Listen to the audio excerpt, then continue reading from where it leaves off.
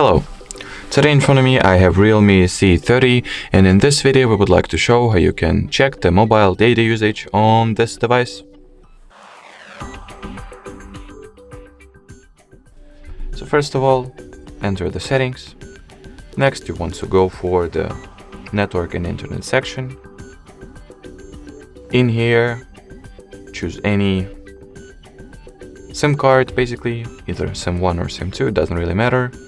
And the respective SIM card page will show the detailed data usage, mobile data usage breakdown for this particular SIM card, for the chosen one. So we can check the respective data usages for both the SIM cards we have installed in our device. Alrighty, so that will be it for this video. Thank you so much for watching, and bye bye.